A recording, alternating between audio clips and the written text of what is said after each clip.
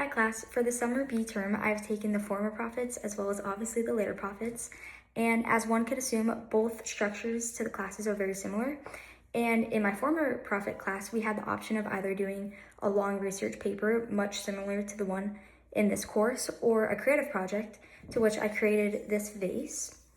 And so I reached out to our professor and I asked if I'd be able to do the same for our later prophet class, and he said yes. So I have created this vase and I explain all about it in the video that I provide next. So I hope you guys all enjoy. The later prophets demonstrate how contemporary Christian ministers must use their power to lead their communities with justice, speak courageously, act responsibly, and remain faithful to God even when faced with social and cultural conflict. Hi, my name is Elizabeth, and today I will demonstrate how modern-day ministers can learn from leaders found in the later prophets and use that understanding to faithfully lead their own communities today.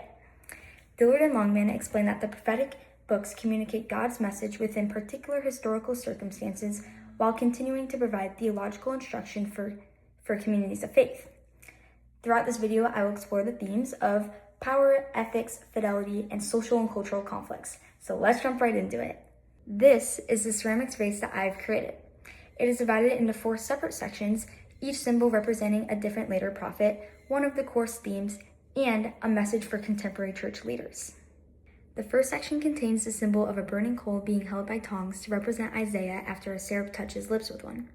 Ivan Friesen explains how the burning coal cleansed Isaiah's speech and qualified him to become God's spokesperson.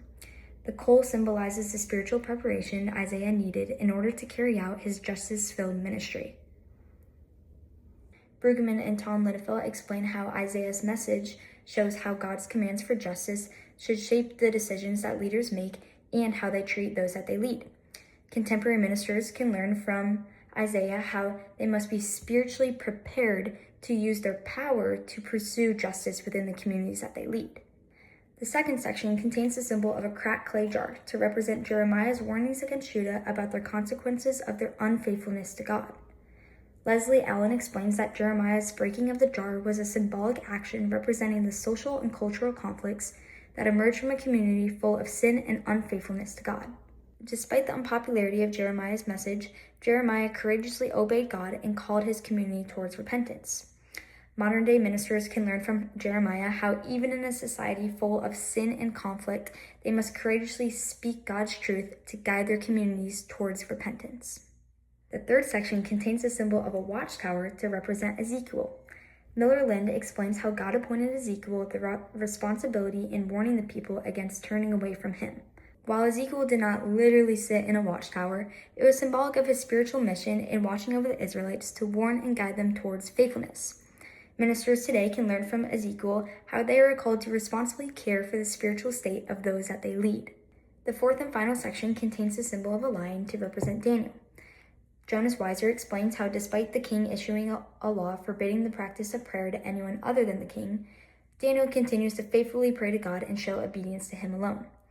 Daniel is then thrown into a lion's den, but God protects him. The lion symbolizes the danger Daniel faced because of his fidelity to God. David Valletta explains how Daniel's devotion to God and faithfulness during trials demonstrates how leaders today can faithfully deal with their own social pressures. Ministers can learn from Daniel how even when they face their own pressures to compromise their beliefs, they must remain faithful to God and model the beliefs that they teach to others. So I challenge all Christian leaders to follow the examples of these later prophets by leading with justice, speaking with courage, acting responsibly, and always remaining faithful to God.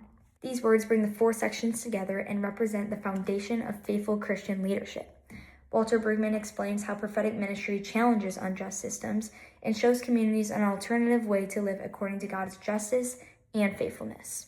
Through Isaiah, Jeremiah, Ezekiel, and Daniel, contemporary ministers can learn how to faithfully serve God and lead their communities, especially during times of conflict and pressure. Thank you.